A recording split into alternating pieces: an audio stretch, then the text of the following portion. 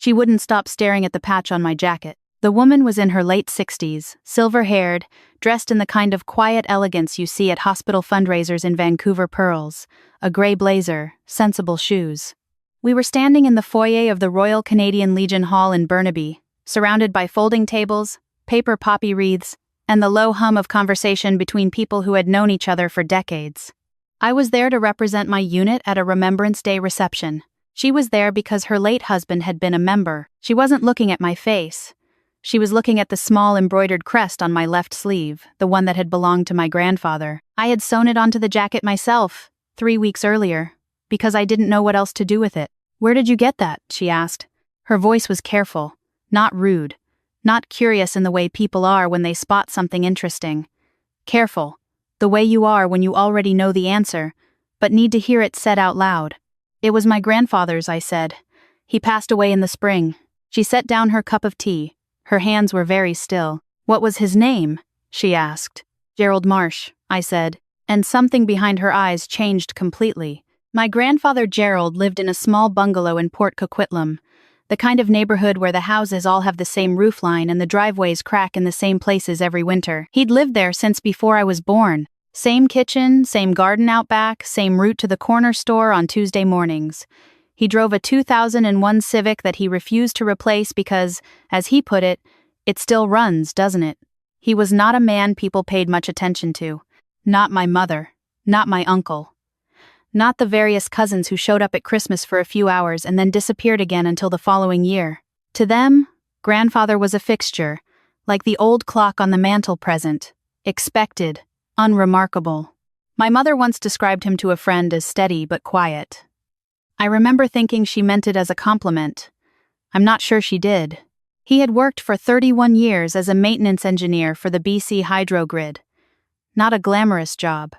Not a title that made anyone lean forward at dinner parties. When he retired, the company sent a card signed by 12 people he had never socialized with and a clock that he immediately put in a cupboard. But there were things about grandfather that never added up, and I was the only one who seemed to notice.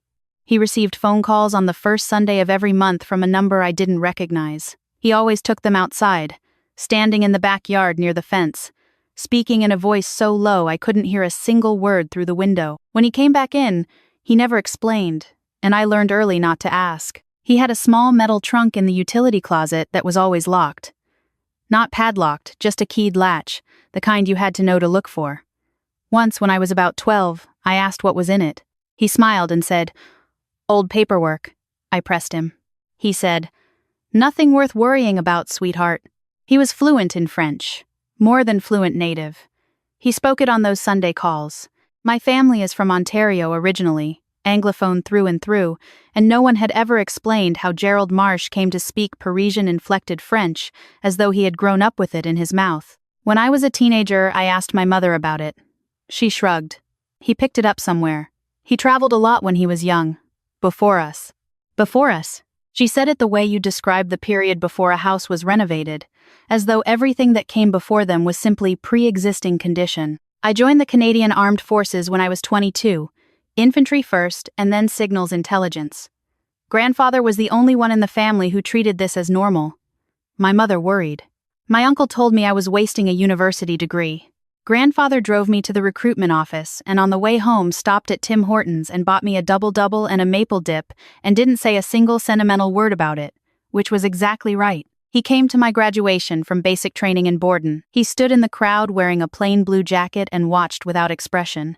But when I found him afterward, he held both my hands in his and said, "You're going to be all right." I asked him once, years later, whether he had ever served. He looked at me for a long moment. Then he said, "I worked for the government for a while. A long time ago." "Which department?" "A small one," he said, and smiled, and changed the subject. I didn't push. I don't know why. Looking back, I think part of me understood that pushing was not the right tool for Gerald Marsh. He had a fall in February, alone in the house early morning, reaching for something on a shelf in the kitchen. A neighbor, Mrs. Okafor from 2 doors down, who had a habit of checking on him when his lights were off past 9, found him on the floor. She called the ambulance. She also called me, because she had my number from when I had asked her to keep an eye on him when I was posted in Ottawa. By the time I drove in from the island where I was based, he had been in the hospital in New Westminster for 6 hours. No family had come. My mother was in Phoenix on a trip with her book club. My uncle said he would try to make it, but didn't.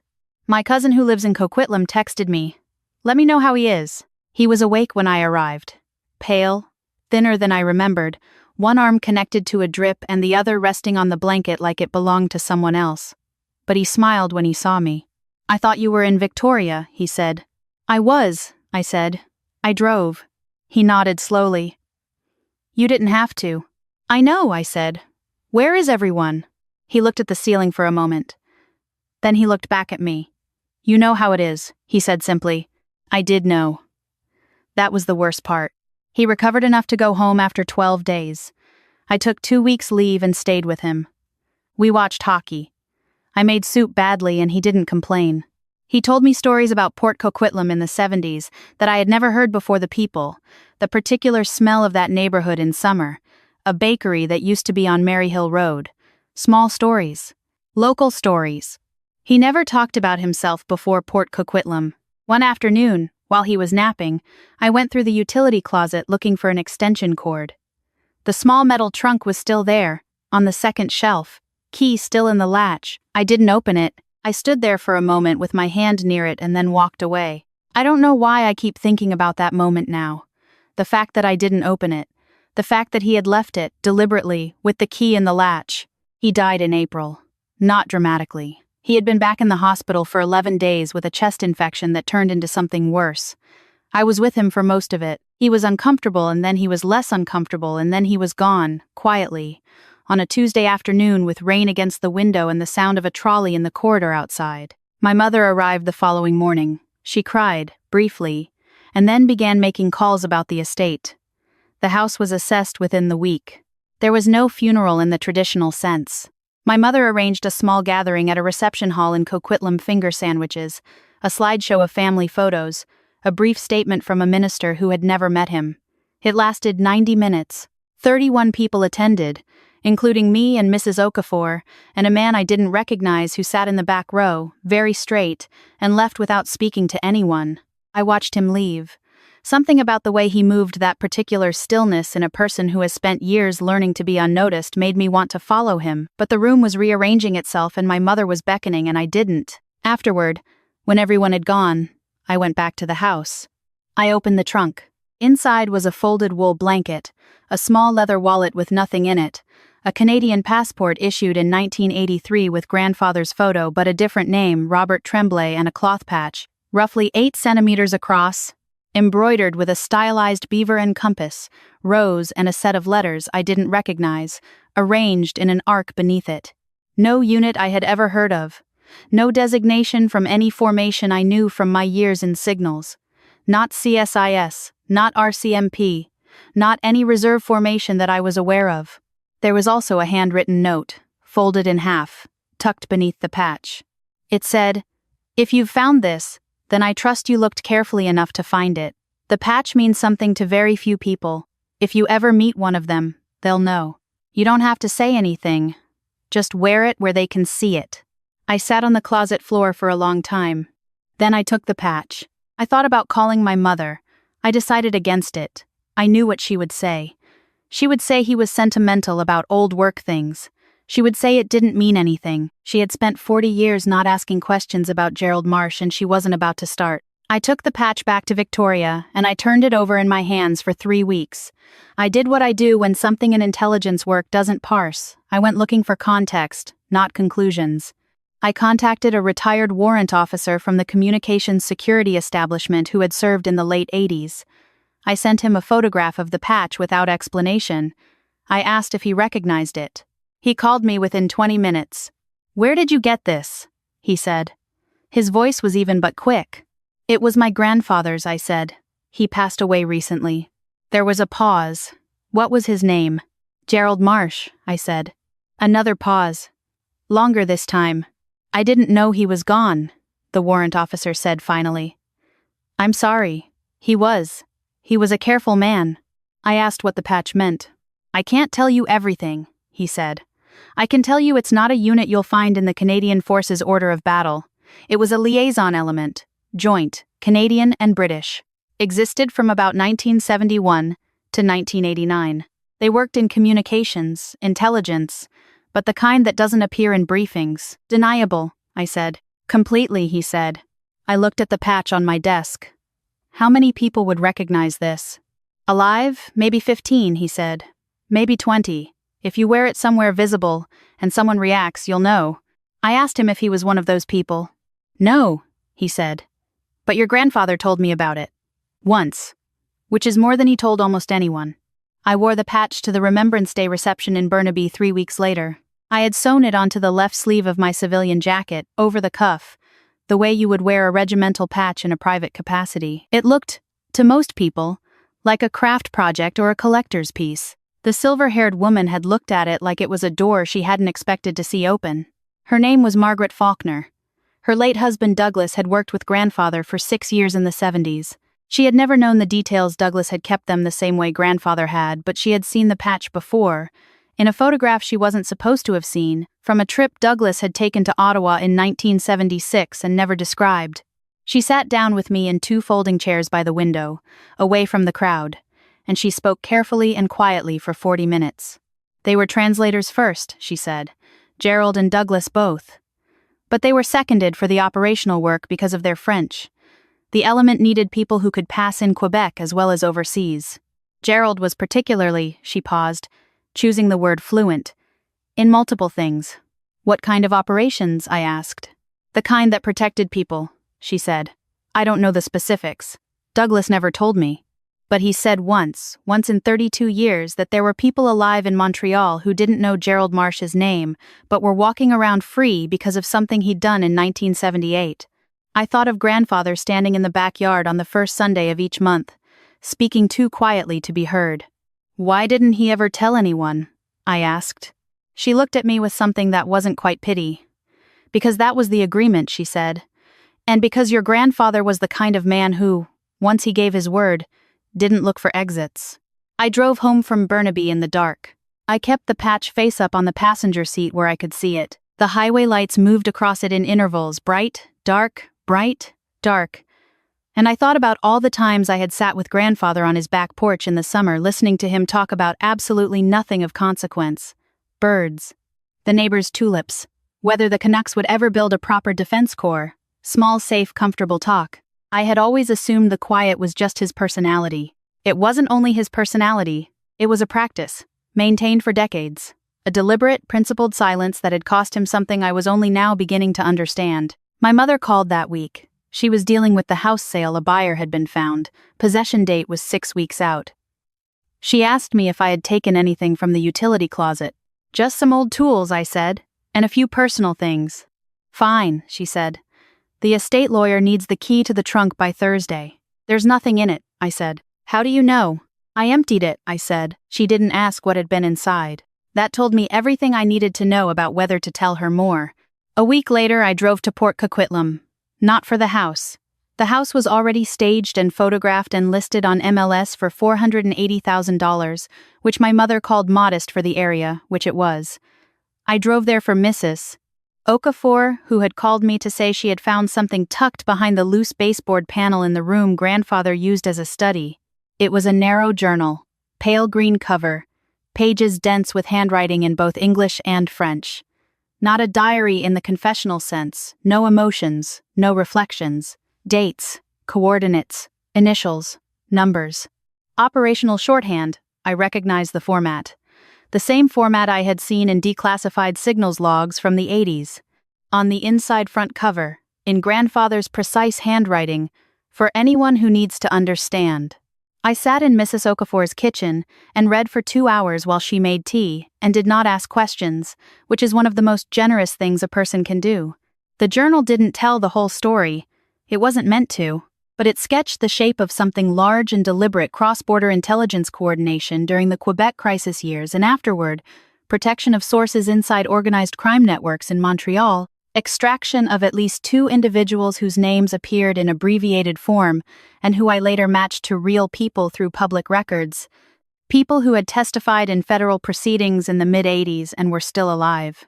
My grandfather had not been a maintenance engineer. Or rather, He had been. The work at BC Hydro had been real 31 years, a genuine career, a real retirement. But it had run alongside something else, something that began before I was born and ended, apparently, around 1989, when the element was dissolved and its members simply went back to being whatever their cover said they were. He had spent the last 30 years of his life as a retired maintenance engineer in Port Coquitlam, and he had never once, in my hearing, suggested he was anything else. I brought the journal to my mother on a Saturday morning. She was in the kitchen in her condo in New Westminster, drinking coffee and watching a home renovation program with the sound low. I put the journal on the table in front of her. She looked at it without touching it. "What is this?" "It's grandfather's," I said. "I found it in the house." She turned it over. "Read the first few lines. Set it back down." "It's numbers," she said. "Read further," I said. She read for a few minutes in silence. My uncle arrived partway through. I had asked him to come and sat down across from her. I told them what Margaret Faulkner had told me. I told them what the warrant officer had said. I showed them the photograph I had taken of the passport with the other name. My mother was quiet for a long time. My uncle said, "This could all be, he could have been exaggerating. He liked to seem—" He stopped himself before he finished the sentence. I watched him hear what he had been about to say. He was about to say grandfather liked to seem important. My uncle, who had a 3-bedroom house in Langley and a management job at a shipping company, had been about to say that about Gerald Marsh. "There are people alive in Montreal because of something he did in 1978, I said quietly. I repeated what Margaret Faulkner had told me. I said it without anger, just the words. My mother covered her face with both hands. "He never said anything," she said. Her voice was muffled. "I know," I said. "Not once. Not a single word." "That was the agreement," I said. "And he kept it," she cried then. Not briefly the way she had at the reception hall. Properly. My uncle looked at the wall. After a long time my mother said, "I called him boring. I said that to people. I said my father was sweet but boring. I didn't say anything." "He must have known," she said. "He must have heard us." He probably had, I thought. And he had said nothing. He had made oatmeal and watched hockey and stood in the backyard on Sunday mornings and said nothing. Because the agreement was the agreement, and he was Gerald Marsh, and Gerald Marsh kept his word. We held a second gathering in June, at the Legion Hall in Port Coquitlam. Not Coquitlam, not a reception hall hired for 90 minutes, but the actual Legion, where some of the members had known grandfather by face, even if not by history. Margaret Faulkner came. The warrant officer I had contacted drove in from Abbotsford. 3 other people came whom I had not invited, who had simply heard, through whatever network still connected the remnants of that dissolved element, that Gerald Marsh's family was finally asking questions. One of them was an older man, originally from Jonquière, who had come to Vancouver in the early 90s and never left. He shook my hand and said, in French, "Your grandfather helped my mother leave a situation she could not have left alone." He didn't explain further. He didn't need to. My mother stood at the front of the room and spoke for about 4 minutes. She talked about grandfather's garden, and his coffee, and the way he always had the right tool for whatever needed fixing, and the fact that he had never once complained about anything in her memory, and she said, "I spent a long time thinking his quietness meant he had nothing to say. I understand now it meant something completely different." My uncle placed a Legion poppy wreath at the small table where his photo stood. He didn't make a speech. He just stood there for a moment with his hands at his sides, which was, I think, the most honest thing he could have done. I stood at the back of the room holding the patch. Afterward, I drove alone to the cemetery in Coquitlam, where grandfather had been buried in April under a plain granite marker with his name and his years and nothing else. The evening was clear. That particular Pacific Northwest clarity you get in June when the light goes golden just before 9 and everything holds very still. I knelt in the grass and placed the patch against the base of the stone.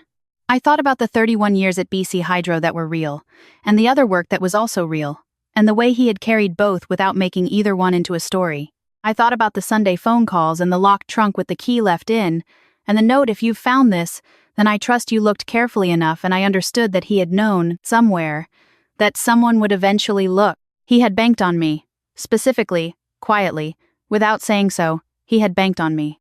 I stayed until the light changed. When I got back to my car, I called my mother. We talked for an hour, which was more than we had talked in the 3 years before grandfather died. She asked about the patch. I told her I was going to keep wearing it. Does anyone recognize it? She asked. Occasionally, I said. Good, she said, after a pause. He would have hated a fuss. He would have, I agreed. But he deserved one, she said. He deserved several, I said. She was quiet for a moment. Then she said, I want to learn more. About that time. About what he was doing. I told her I would help her. We are still learning.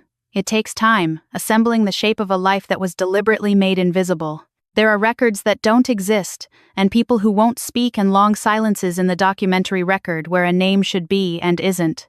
But every now and then, a door opens.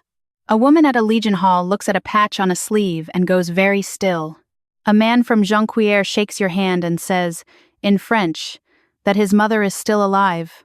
A warrant officer in Abbotsford picks up the phone on the second ring. And slowly, piece by piece, a man who spent his entire adult life being overlooked by the people who should have known him best, begins, finally, to take shape. My grandfather was not a man who asked to be remembered.